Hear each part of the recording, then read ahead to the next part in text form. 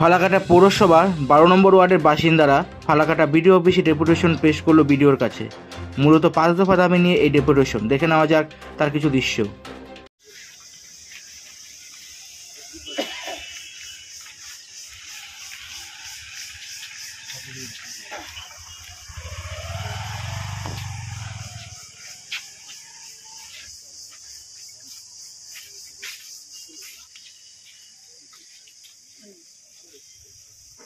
এবার শুনে নেওয়া যায় ফালাকাটা পৌরসভা 12 নম্বর ওয়ার্ডের বাসিন্দা গফুর আহমেদ কি বললেন।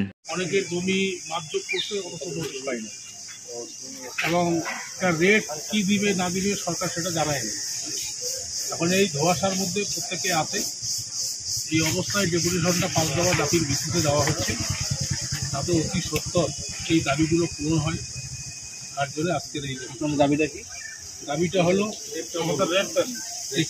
এখানে সরকারিভাবে মহাসড়কের জমির ক্ষতিপূরণের ন্যায্য দাম জানানো হোক। রেটটা কত হবে সেটা জানানো হোক। 2 নম্বর, পুনরায় সরজমিন তদন্ত করা হোক।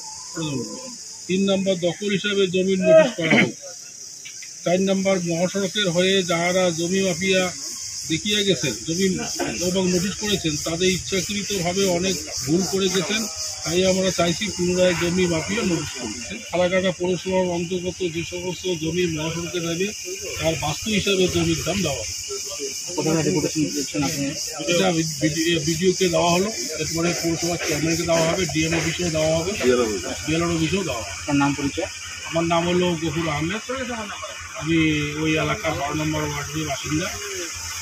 আমি পঞ্চায়েত ওই হিসাবে আমি সবার সাথে আসছি।